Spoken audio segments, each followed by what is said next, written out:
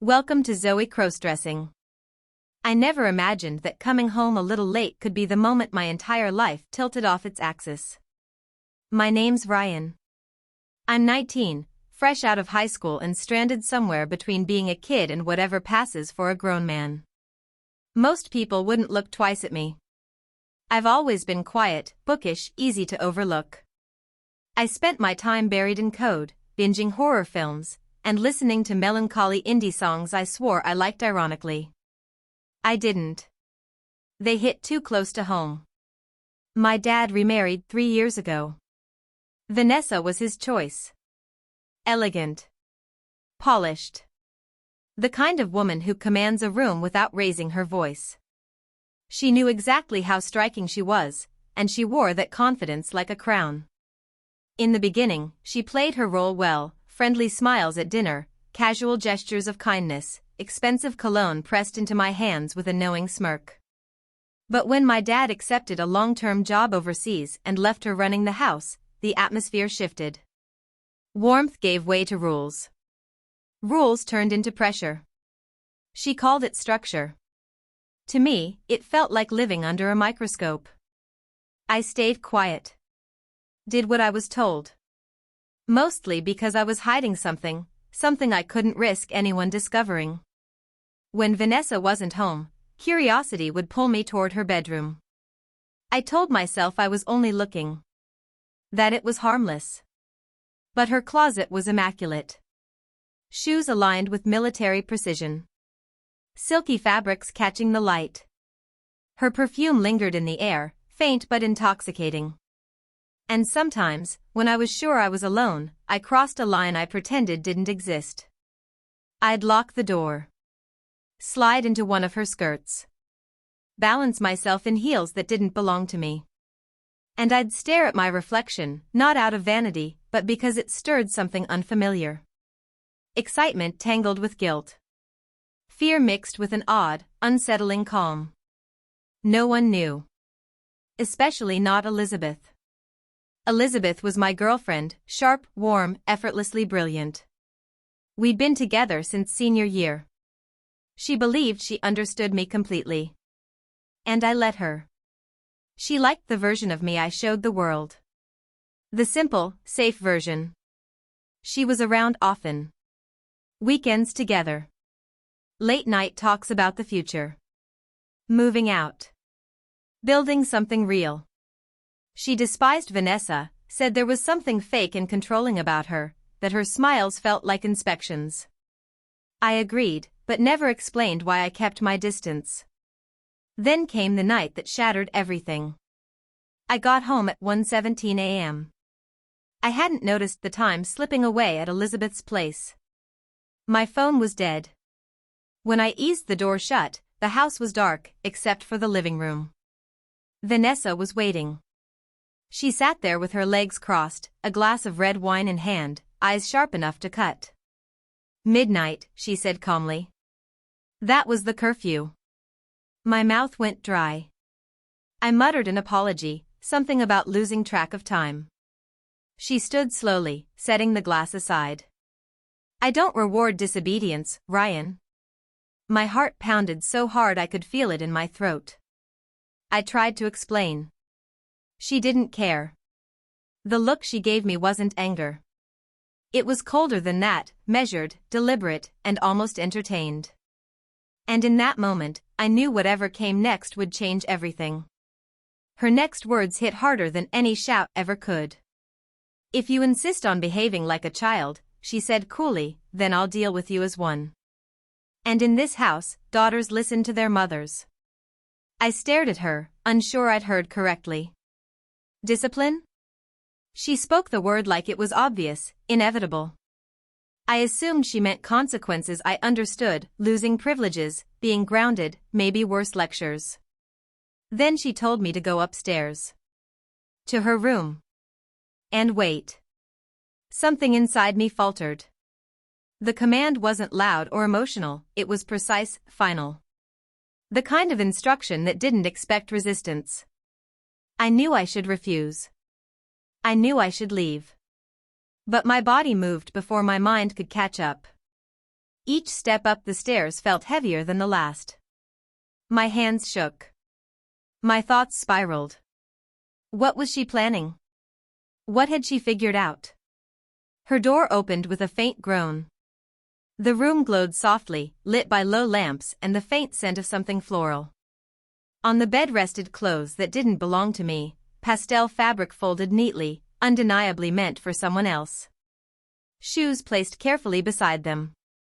Small personal items arranged with intention. My chest tightened. Before I could turn around, the door closed behind me. She was there. Calm. Certain. You didn't think I noticed, she said quietly. My things out of place. Small signs. Carelessness. I couldn't respond. My throat felt locked. You're not being punished for curiosity, she continued, stepping closer. You're being punished for dishonesty. The word punished echoed in my head. She gestured toward the bed. You're going to put those on. Exactly as they're meant to be worn. I felt exposed in a way I couldn't explain, fear and humiliation tangled with something confusing and unwelcome. I nodded because I couldn't do anything else. Satisfied, she turned toward the door. Then she stopped. One more thing, she said over her shoulder. When you're dressed like that, you'll answer to a different name. Riley. That's who you are here. The door closed. I was alone. I don't know how long I stood there afterward. Minutes blurred together. The room felt unreal, suspended in time. Candlelight trembled across the mirror, shadows stretching and shrinking like they were alive. My heart pounded as I stared at the clothes on the bed, soft colors, careful details, knowing, somehow, that this moment wasn't just a punishment. It was a beginning. Beside the top lay the rest of it, a crisp white skirt folded with care, thigh-high stockings placed parallel, and a padded bra arranged as if part of a display. Nothing about it felt rushed.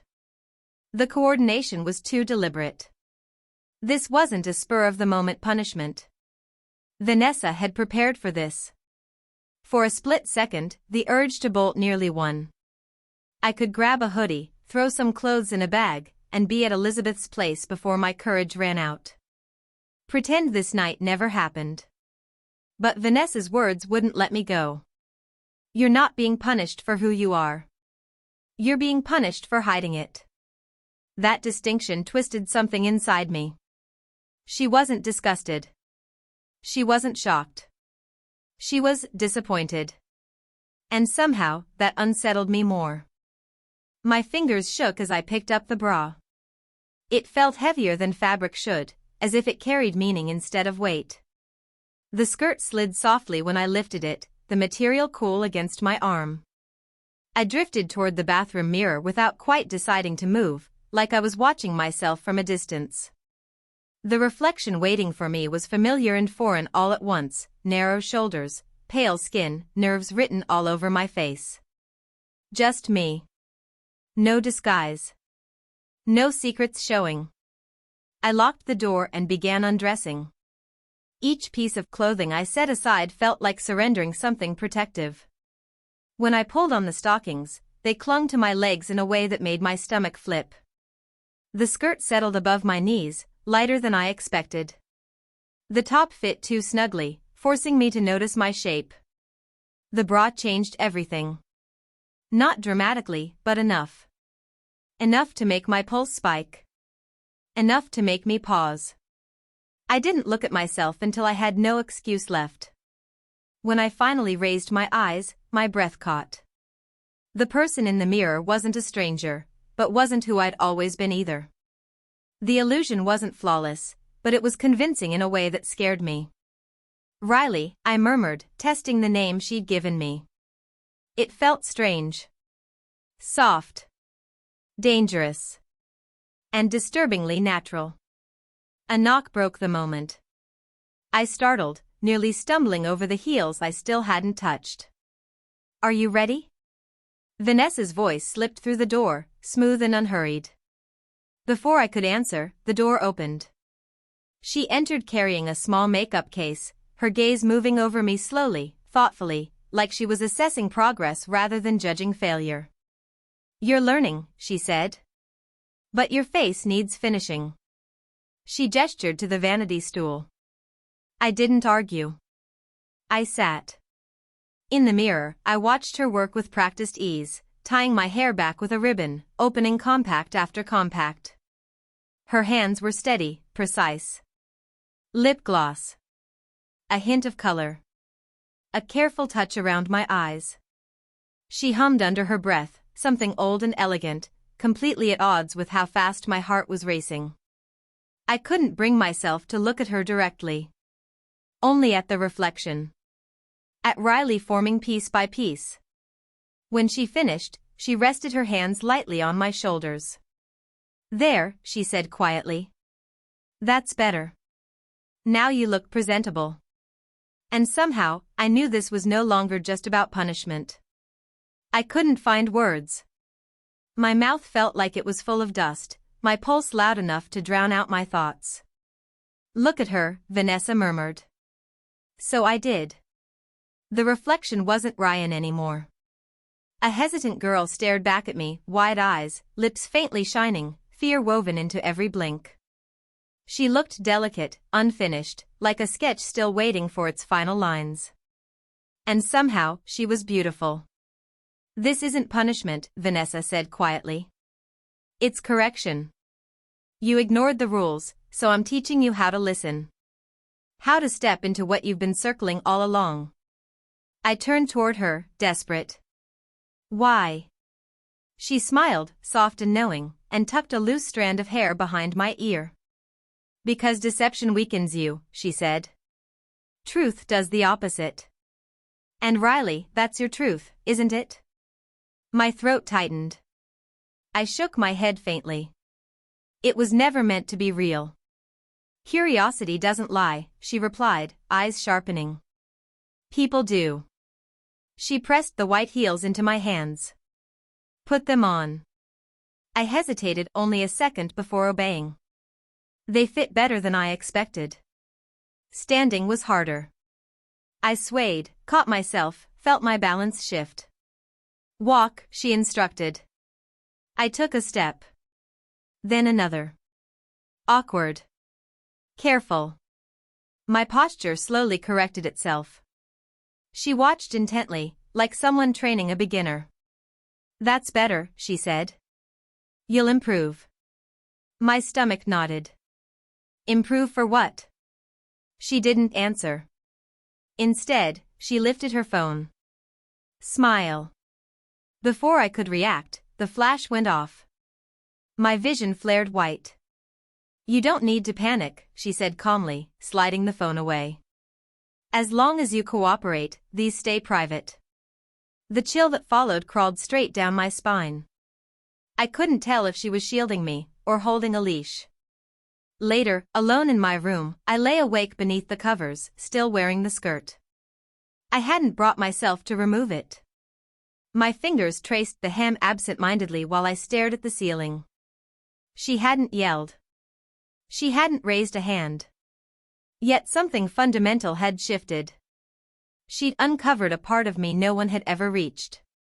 For a brief, terrifying stretch of time, I was Riley. And the most unsettling truth of all, I didn't hate it. Morning came quietly. Sunlight filtered through the blinds, striping my bare legs in pale gold. The skirt was wrinkled from sleep, the stockings slightly twisted. I'd stayed dressed all night. Some instinct told me that if I took it off, whatever had awakened inside me might disappear. It didn't. Even without makeup, the mirror showed something changed, softer, uncertain, but present. I touched my lips half expecting gloss. I crossed my legs without thinking. Downstairs, the house was empty. Vanessa was gone. A single note waited on the table, "You're excused today. But remember, discipline works only when it's consistent. Tonight. V." I folded the paper quickly, like it might burn me, and dropped it deep into the trash. But even as I walked away, I knew one thing for certain: nothing was going back to the way it had been. My hands wouldn't stop trembling. I had no idea what more was supposed to mean, and that uncertainty gnawed at me all day. I tried to drown it out, games, assignments, noise, but my thoughts kept slipping back to the mirror. To the softness I'd seen there. The rush. The shame that followed close behind. Vanessa hadn't laughed. She hadn't comforted me either. She'd studied me. Treated Riley less like a mistake and more like an unfinished experiment. Like something that could be refined. And the part that scared me most? I wanted to know what she saw. Was this some warped version of acceptance? Or a cage disguised as understanding? Around noon, my phone buzzed. Elizabeth. Missed you last night. Everything okay? Then another. Weird dream, I swear you were wearing lipstick, call me. My stomach flipped violently. It was a joke. It had to be. But after last night, the words landed with terrifying accuracy. I couldn't bring myself to respond. Not yet. I showered, scrubbed myself raw, and dressed the way I always had, jeans, t-shirt, sneakers. But it felt wrong. Like I was putting on a costume instead of taking one off. That realization frightened me more than any threat Vanessa had made. She came home just before sunset. I heard the familiar rhythm of her heels, the quiet clink of glass as she poured wine. She didn't summon me immediately. She let the silence stretch, let my nerves do the work for her. At 6:30 there was a knock. 3 measured taps. Come to my room, she said calmly. It's time. I moved down the hall like someone walking toward a verdict. Her room was ready. Waiting. On the bed lay something new, a crisp white blouse with puffed sleeves, a tight red skirt, heels darker and higher than the ones before. On the vanity rested a wig, long, brown, softly curled. Vanessa said nothing as I changed. She watched, unblinking, wine glass in hand. The skirt clung in ways I wasn't prepared for, forcing careful movement. The blouse felt too delicate, too intentional, but I fastened every button. She handed me the wig. I paused. Put it on, Riley. I did. When the curls fell around my shoulders, something inside me shifted again. My reflection softened, blurred at the edges of who I thought I was. Not perfect. But closer. The makeup came next, stronger this time. Red lips. Sharp lines. A shimmer that caught the light when I moved. When I stood, she nodded once. Better. My voice came out thin. What happens now? You live as her tonight, she said. You walk, speak, move as Riley. No slipping. Why? Because control comes from repetition, she replied smoothly. You don't become something by hiding it. You become her by practicing. The evening unfolded like a ritual. I helped her cook, unsteady in heels. She corrected everything, how I stood, how I held utensils, the way I spoke. Softer. No stomping. Glide. Relax your shoulders. By 9, my feet ached and my throat was sore from concentrating so hard. But worse than the physical strain was how natural it began to feel. Like Riley wasn't a role anymore, but a presence settling in quietly, claiming space. After dinner, we sat across from each other in silence. Her wine glass still half full. My plate untouched. And I realized, with a tightening chest, that this was no longer just an act, and that scared me more than anything else so far. You're figuring it out, she said softly. I nodded, though my reflection in the dark window barely nodded back. The glass showed a stranger now, someone slimmer, sharper, unfamiliar. The boy I remembered felt distant, like a half-forgotten dream. Then my phone vibrated. Elizabeth, I'm outside. Surprise visit. Got caught in the typhoon. Another buzz. Come down, Elizabeth. Then again. Are you ignoring me? Ice spread through my veins. Vanessa leaned in, read the screen, and smiled like she'd just been handed a secret. "Well," she said, calm as ever. "That complicates things." I need to change," I whispered, panic clawing up my throat. Her hand snapped out, firm. "No. You'll stay exactly like this." My heart slammed against my ribs. She can't see me like this. She can't. Vanessa turned and headed for the door. "No," I breathed, following her a step. "Please. Don't open it." The latch clicked. Elizabeth's voice floated in. "Oh, hi. I didn't know Ryan's mom was home." "I'm not his mother," Vanessa replied smoothly. "I'm something else." I dropped behind the kitchen counter, knees trembling, heels slipping against tile. My chest felt too tight to breathe. Footsteps moved closer. "Is Ryan here?" Elizabeth asked. A pause. Too long. "He's in the middle of becoming someone new." "What?" My vision blurred. I was seconds from shattering when Vanessa added lightly, "He's busy. I'll tell him you stopped by." Silence. Then the sound of retreating steps. The door closed. Only then did I breathe again. Vanessa returned slowly, every step deliberate. "That was close," she said, almost amused. I looked up at her, heat burning my face. "I can't keep doing this." "She can't ever know." "She will," Vanessa replied. "Just not yet." She adjusted the wig, fingers lingering longer than necessary. "First, you need to understand who you are." Her voice softened. "And tonight, Riley, you're beautiful." That word again. I didn't feel beautiful. I felt stripped bare. Seen. Exposed. And still, some hidden, dangerous part of me warmed at her approval. I slept in the clothes again.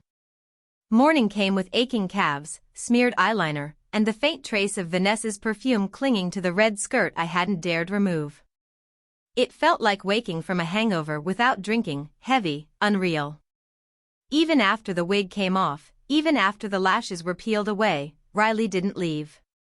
She stayed beneath my skin, quiet but undeniable.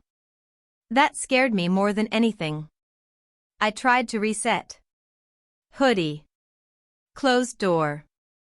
Old coding project, proof that Ryan still existed. But the keyboard felt wrong.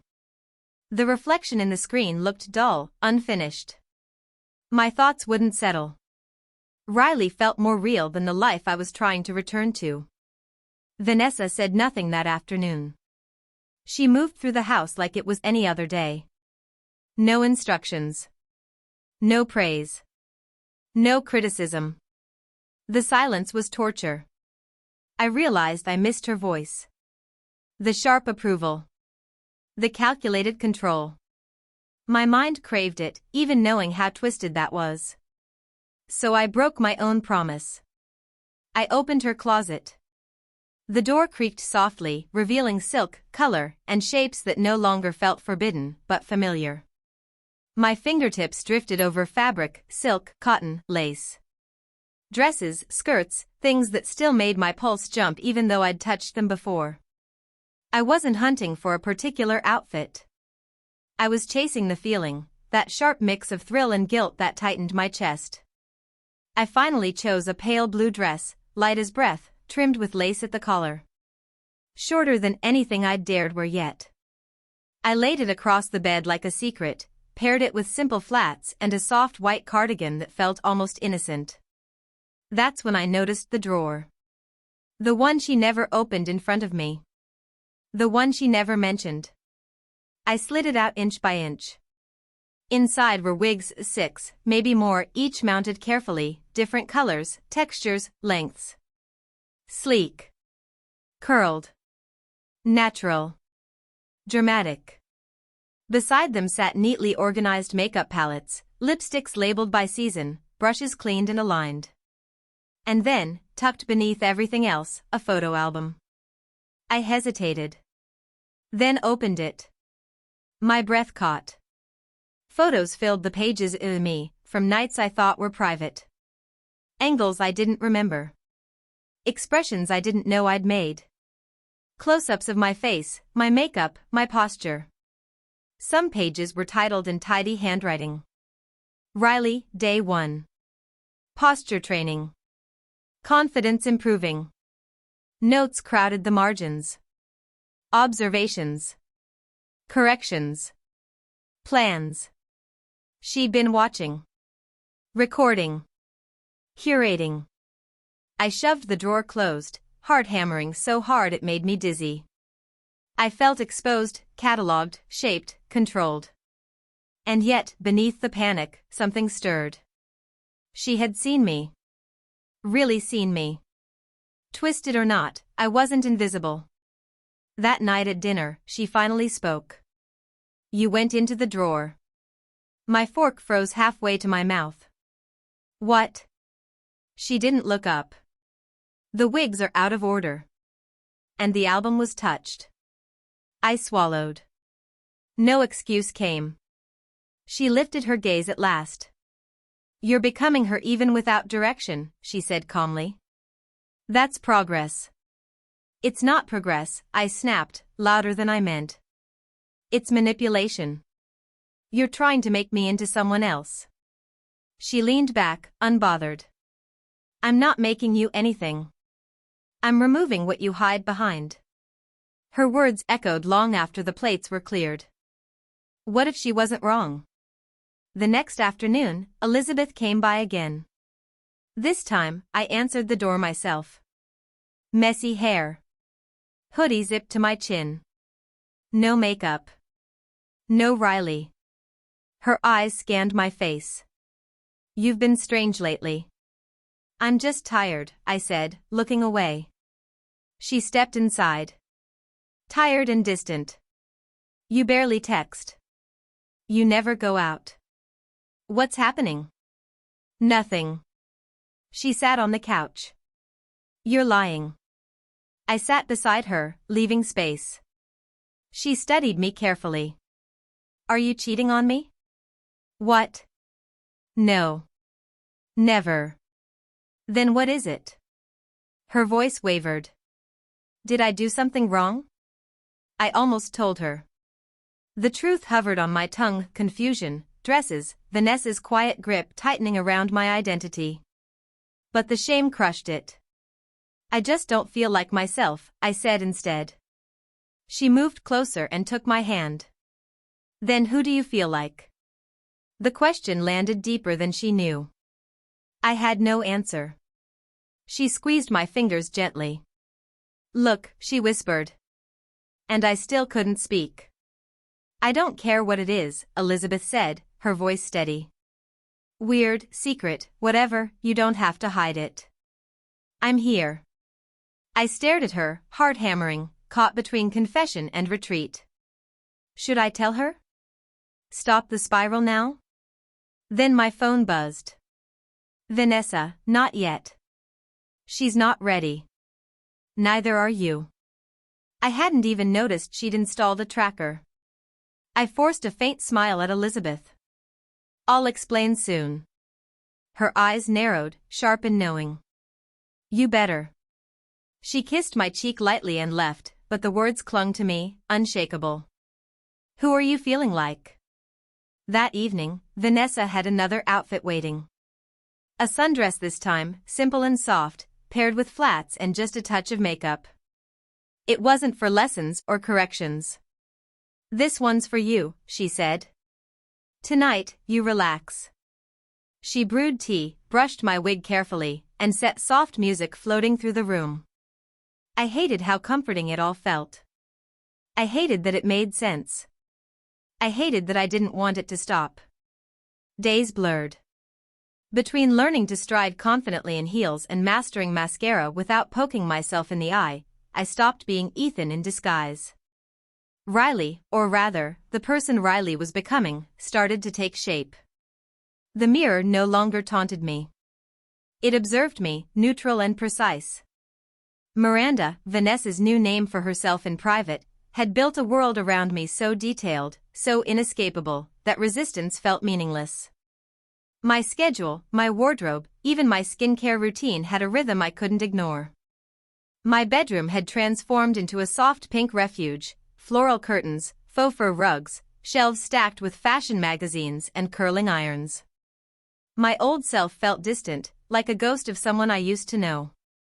She never said permanent, yet every time I asked, "How long will this last?" she would smile that precise, icy smile. "Until your lesson is learned, sweetie." But the goalposts shifted constantly. I went with her on outings, not as punishment, not as Ethan, but as her daughter in training.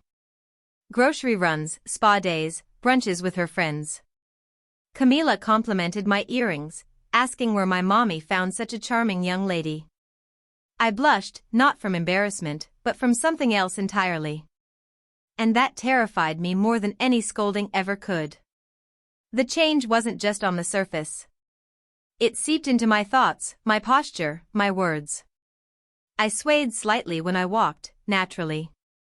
Crossing my legs was instinctive. My voice softened.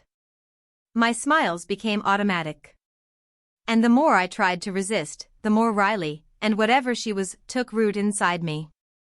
I even gasped the first time I broke a nail. A sharp sting of disappointment, genuine, surprising. I hated how normal it all felt. One evening, after a long bath infused with lavender and rose oil, Miranda's insistence, of course, I sank in front of my vanity. A silky pink nightgown clung to me, my skin still glowing from the moisturizer routine she had drilled into me like a mantra. I stared at my reflection. Lips fuller, brows perfectly arched, skin smooth and luminous. And for a moment, I whispered, almost in disbelief, "You're kind of pretty." My stomach twisted at the confession. I recoiled from the mirror, heart thundering. Who was I becoming? The next morning, Miranda appeared with a shopping bag, placing it on the bed with a flourish. "A little surprise for you, sweet pea." I hesitated, trembling, and opened it carefully. Inside lay a designer schoolgirl outfit, a plaid skirt, white puff-sleeve blouse, a pale pink cardigan, and matching knee-high socks. "You can't be serious," I murmured, holding it up. "Oh, I'm very serious," she said, perching on the edge of the bed. "We're doing a photo shoot today." She explained. Camila's daughter modeled for a teen fashion blog, and I was joining. "Not a model," she teased, tucking a strand of hair behind my ear. "Darling, you could be. The softness, the vulnerability, you've come so far. I want the world to see how disciplined you've become." My hands shook as I stared at the outfit. This wasn't just clothing anymore. This was presentation, performance, exposure. Terrifying, and yet. I wanted to make her proud. The shoot was in Camila's backyard. A white canopy, soft lighting, makeup artists, and a professional photographer transformed the space into something surreal. I felt like I was stepping into a dream, or a trap. Camila's daughter, Leia, greeted me with a giggle. "OMG, you're adorable," she whispered. "You fit right in." Miranda hovered behind the camera, a constant, radiant presence. "Go on, darling. Show me your poses." I froze at first, unsure where my hands should be, tugging at the skirt. But Leia whispered encouragement, guiding me. "Tilt the head. Look down, now glance up slowly. Bite the lip just a little." The camera clicked. Praise and soft applause followed each successful pose. Bit by bit, the awkwardness melted away. By the end, I was laughing, twirling, blowing kisses at the lens, intoxicated by the rush. Afterward, Miranda kissed my forehead. "That's my perfect little lady." The words should have stung, but instead, my chest warmed. I was slipping away from myself, or maybe finally becoming what she had always wanted. That night, I opened my old drawer. Boxers, a faded band t-shirt, oversized hoodies, my former armor, folded neatly. I held them close, inhaling the scent of someone I no longer recognized. And then I let them go, replacing them in the drawer. A soft knock interrupted me. "Tomorrow," Miranda said gently, "we're going somewhere special. Just the two of us." "Why?" She smiled, eyes glinting. "Because I think you're ready." "Ready for what?" "To see what comes after discipline." My throat went dry. I didn't sleep a wink that night. The first few days attending online classes as Emily felt surreal, strange, but surprisingly manageable. Miranda had transformed my mornings into a ritual.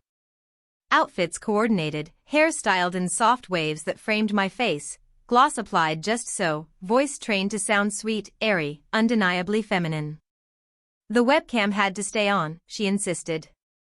Always. What had begun as punishment had mutated into something far more insidious. She wasn't merely enforcing obedience anymore, she was sculpting me, reshaping every part of me. One morning, I woke to a room unrecognizable. Posters from my old life vanished. My plain sheets replaced with a frilly pink comforter. My closet no longer held hoodies or band t-shirts, only skirts, dresses, lingerie. Even my desk had been replaced by a vanity, lined with makeup I had learned to wield expertly, almost instinctively. "Emily," she said from the doorway, carrying a tray of breakfast, "you're progressing beautifully. Soon, you'll be ready." "Ready?" I asked, cautious. "To meet people. To be seen. You've been hiding too long. The world deserves to see you. What a lovely young woman you've become." I froze. "You mean, go out like this?" "Of course," she said brightly, setting the tray in my lap. "You'll help around the house in your proper role, and accompany me to brunch with my friends this weekend, as my daughter." My fingers trembled around the plate. "What if someone?" "They won't recognize you, darling. You're not him anymore. You're Emily now. And you'll be perfect." Perfect. The word sent a shiver down my spine. It wasn't just about appearances. Perfect meant posture, movement, voice, even the way I smiled. She had trained me so thoroughly that when I looked in the mirror, resistance was gone. In its place, a scared, pretty girl who didn't know how to fight back. The days before brunch were a blur of preparation. Miranda bought a flowing floral dress, lace gloves, matching heels. She scheduled a salon appointment. "Just a light perm and a facial wax," she chirped. "You'll love it." I sat in the salon chair while a stylist shaped my brows, curled my lashes, and spoke as if I were any other teenage girl preparing for a fancy outing. I tried to correct her once, but Miranda's glare in the mirror silenced me instantly. "You're lucky to have such a stylish mom," the stylist said. I forced a weak smile. Yes, very lucky. By the time I returned home, my reflection was almost unrecognizable. Smooth, sculpted, undeniably feminine. I spent hours staring at myself, breathless, questioning if this really was me. Morning of the brunch arrived. I perched on the edge of my bed, trembling in my dress and heels. Miranda entered, adjusting my necklace, brushing a touch of blush onto my cheeks. Everything had changed. And somehow, I felt like I had no say in it anymore. "You look beautiful," she murmured softly. I swallowed hard. "Can't we just cancel?" She appeared behind me, hands resting lightly on my shoulders. Her reflection met mine in the vanity mirror, eyes sharp, commanding. "You want to stay, don't you, my good girl?" I couldn't find words. My throat felt tight. She leaned closer, voice a whisper that carried authority. "You've come so far. Don't disappoint me now." The drive to the brunch felt endless, a slow descent into a nightmare I couldn't escape. My chest hammered, every heartbeat reminding me of how exposed I was. And then we arrived. Horrifyingly, no one looked twice. Her friends treated me exactly like her daughter. They asked about school, hobbies, even boys, casually complimenting my dress, my posture. One of them joked lightly, "She's such a little lady, just like you were at that age." I smiled. I nodded. I sipped iced tea through a straw. I was the obedient little girl I had been trained to be. When we got home, I collapsed onto the couch, heels kicked off, face buried in my hands. Tears came unbidden. "What's happening to me?" I whispered, voice cracking. "Why are you doing this?" She sat beside me, calm, almost pitying. "I'm giving you purpose," she said softly. "You had none before, just drifting, angry, lost. Now, you have structure. Grace. You're thriving." "I'm not thriving," I whispered. "I'm disappearing." Her fingers brushed through my hair, gentle, controlling. "No, sweetheart. You're transforming." That night, I dreamed. I stood before a mirror. On one side, my old self, shaggy hair, baggy clothes, anxious, hesitant. On the other side, Emily, poised, delicate, flawless. I reached for the old me, desperate, but the glass wouldn't let me through. Behind me, a hand rested on my shoulder. My stepmom's voice whispered, "This is who you are now." I turned to scream. No sound came. The next morning, the change hit me immediately. My stepmom didn't speak, simply sat by the window, sipping tea like a queen awaiting her court. When her eyes finally met mine, they carried authority, cold, deliberate, unshakable. "Good morning, Mia," she said. Every time she used that name, a tiny rebellion flickered inside me, but my voice had stopped arguing days ago. Even my thoughts seemed to pause in her presence, waiting for permission to form. I wore a pale pink silk blouse tucked into a high-waisted pleated skirt. Beneath, a lacy bra and satin panties hugged me snugly, every curve defined. And then she handed me something new. "A gift," she said, presenting a glossy white box tied with a ribbon. I hesitated. She raised a single, commanding eyebrow. "Open it."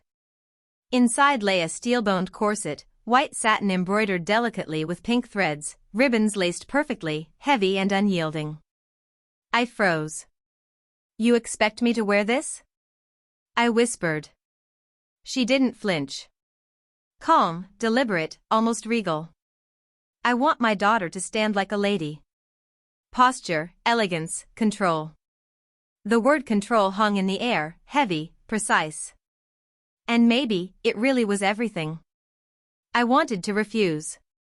I wanted to tell her I wasn't her daughter, that I was still a boy, that this was insane. But my lips parted only to say, "Yes, ma'am." In her bedroom, she guided me into the corset.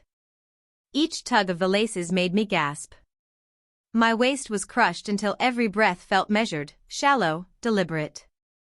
My body curved unnaturally, my back stiffened, my chin lifted almost by force.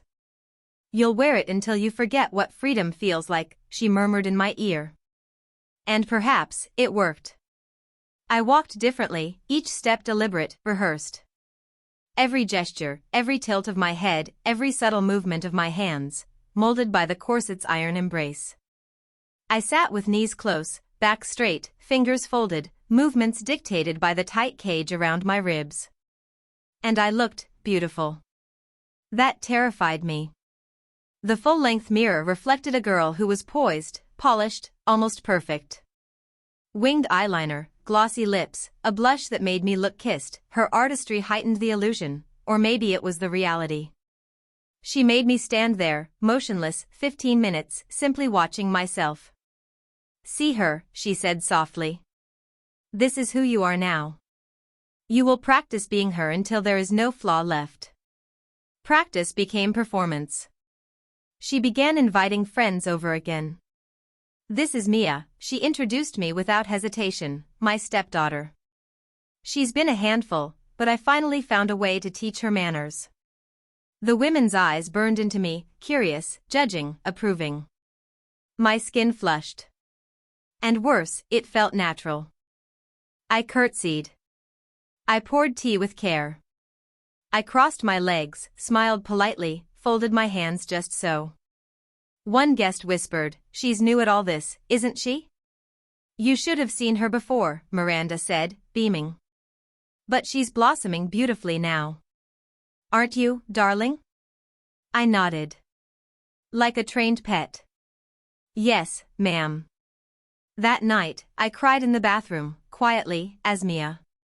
She hadn't just feminized my body, she rewired me. Tone, posture, movements, even the shape of my lips, all corrected, all disciplined. Punishments were never violent, they were meticulous, structured.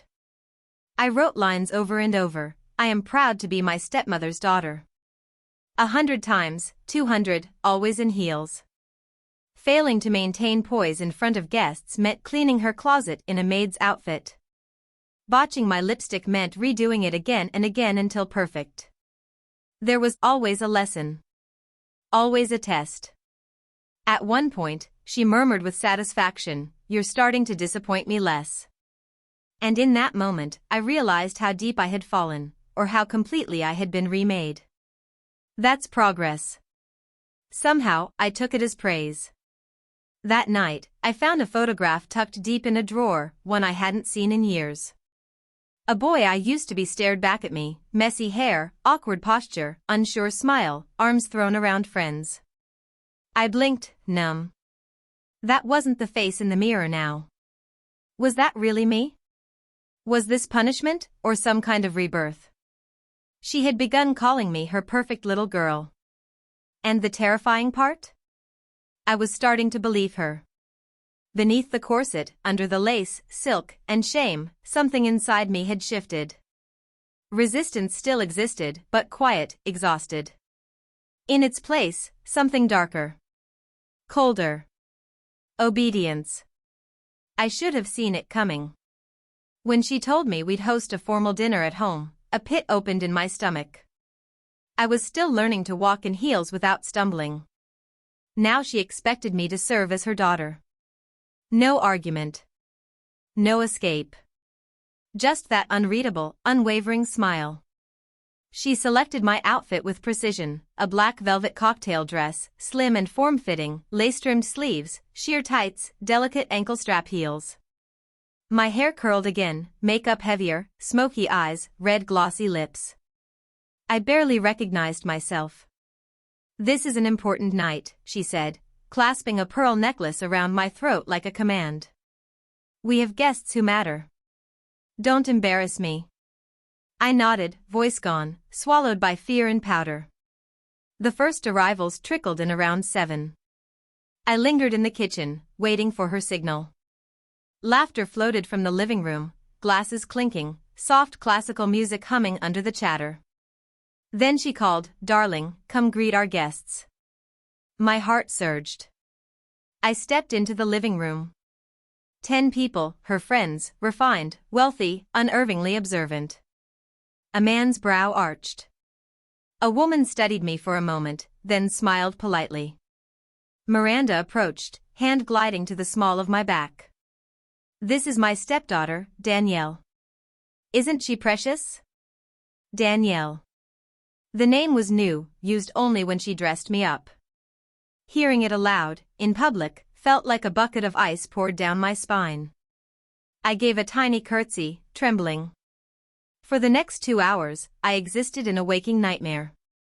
I poured wine, handed hors d'oeuvres, giggled when prompted, praying no one would notice my shaking hands or the way my pulse raced in my throat. Across the room, her gaze tracked me, silent, sharp. "Stay in character." A splash of wine tipped onto a man's sleeve. My stomach sank. Miranda rose like a force of nature, almost gliding toward me. "Danielle, darling," she cooed, sugar sweet.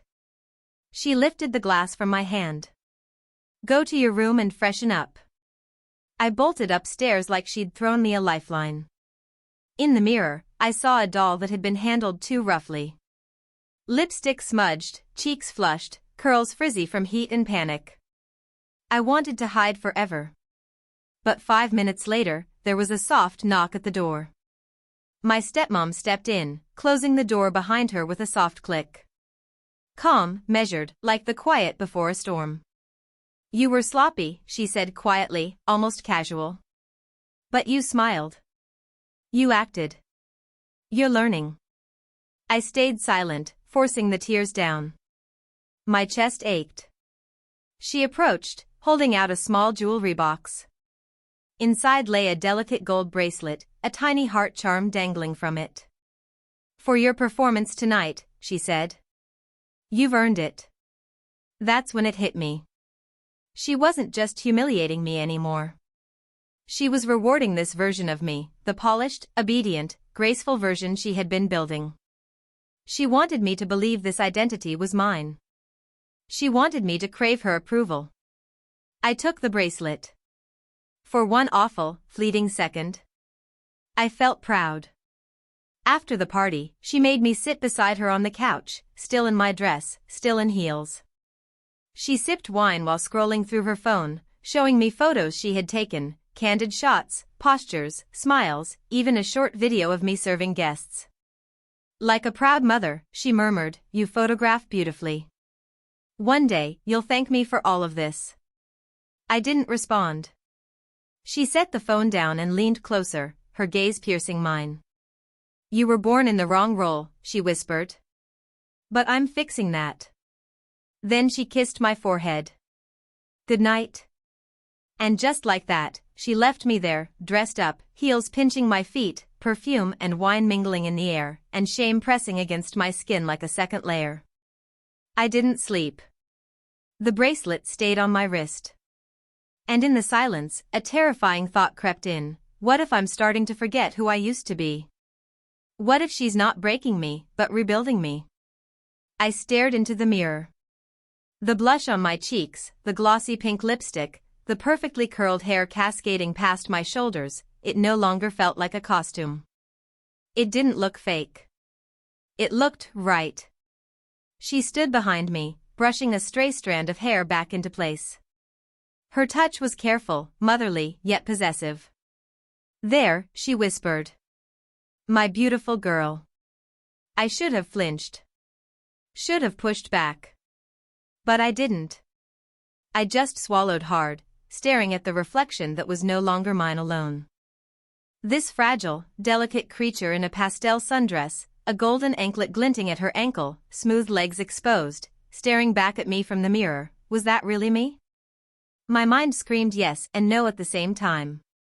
Yet my body betrayed me, graceful posture, soft, controlled breaths, movements entirely feminine. The week had blurred into a haze. After the mall incident, there was no more pretending. Stepmom had stated it outright, her tone final, unyielding, "This is who you are now. You've proven it." Dad was still away, his absence a fragile shield I wondered how long would last. But Stepmom wasted no time. Each day brought new routines, stricter schedules, hormonal pills to soften your resistance, spa appointments, vocal training, even online therapy sessions labeled adjustment for young women with gender discomfort.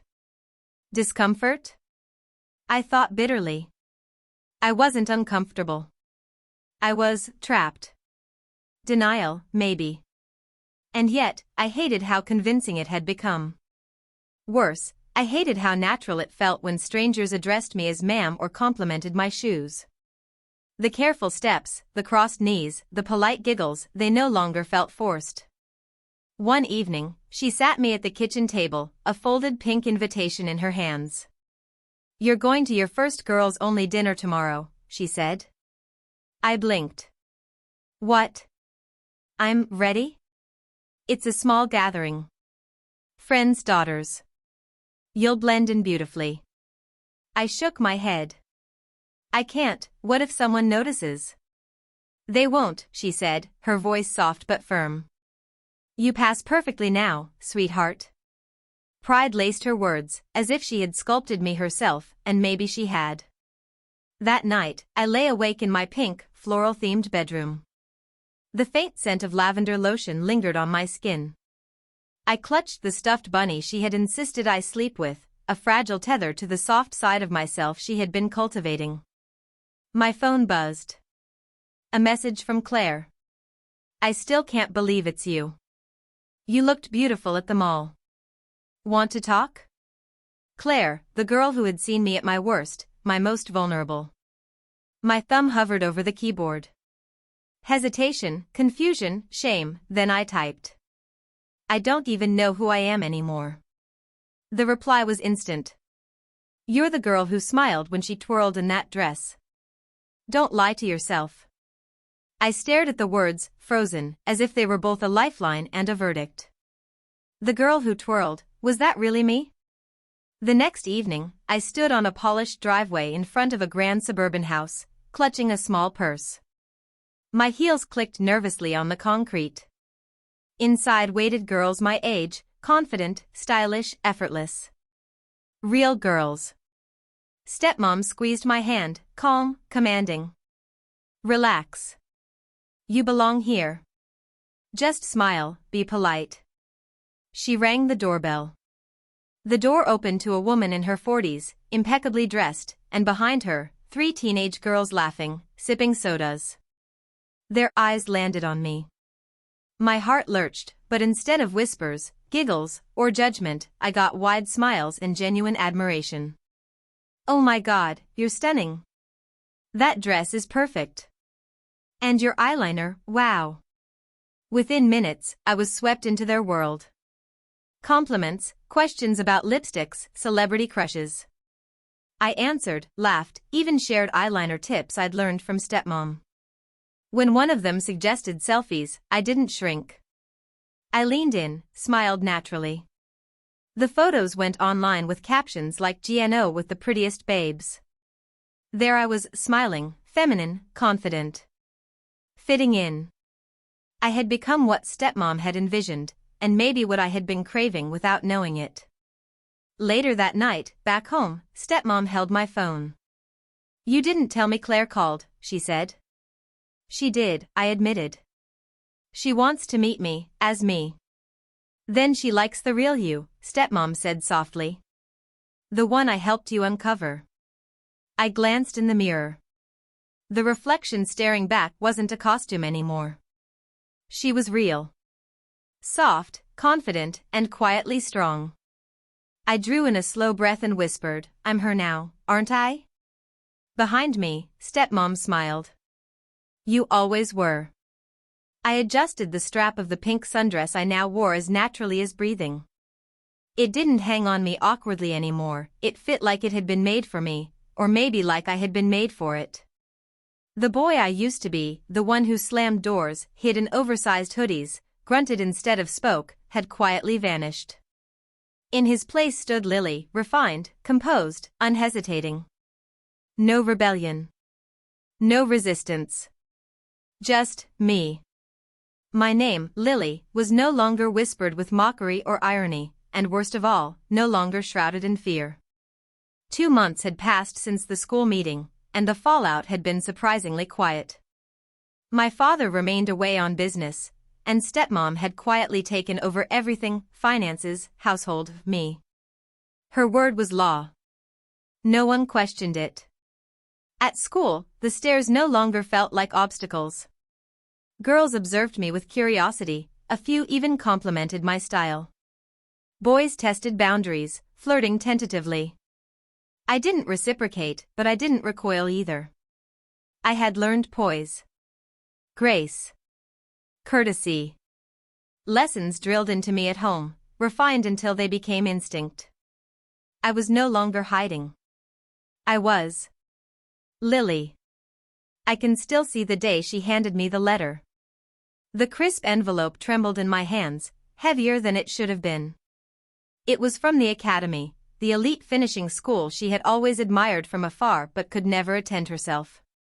The envelope was addressed to Miss Lily Andrews, full scholarship, designed for young women who needed structure, refinement, and the tools to blossom into socially radiant ladies. I looked up at her, horror and disbelief warring in my chest. You can't be serious. She smiled softly, brushing a stray curl from my cheek. Oh, I am. You're ready, Lily. This is your future now. I shook my head, panic rising. You promised, you said this was only temporary. A punishment. Not forever. Her hands cupped my face, firm yet gentle. Darling, the punishment ended weeks ago. This isn't control anymore. This is who you are.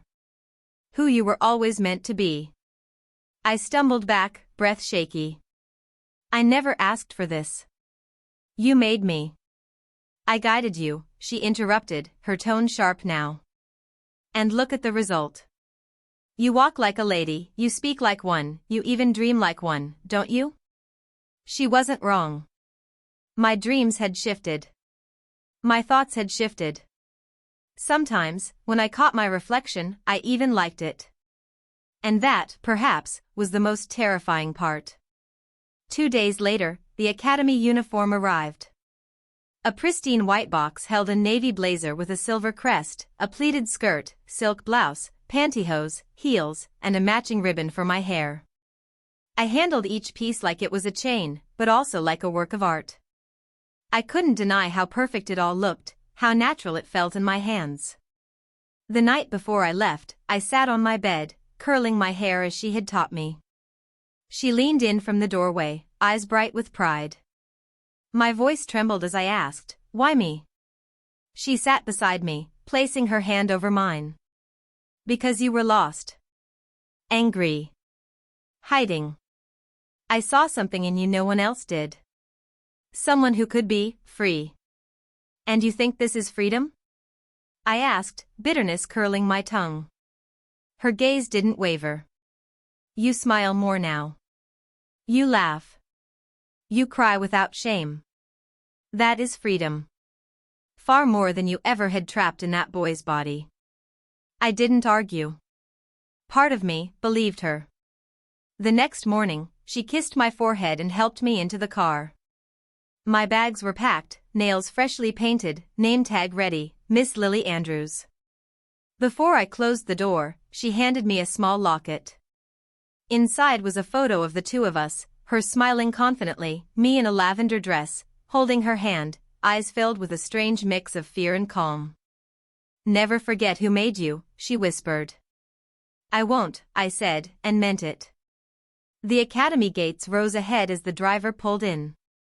Girls milled about in immaculate uniforms, chatting, laughing, twirling hair with ease. I stepped from the car, heels clicking against stone, each movement measured, poised, perfect. A girl waved. "Lily, right? Dorm 3B. Come on, we saved you a spot at lunch." I nodded, smiled shyly, and followed. And just like that, I vanished into the world she had carefully, terrifyingly built for me.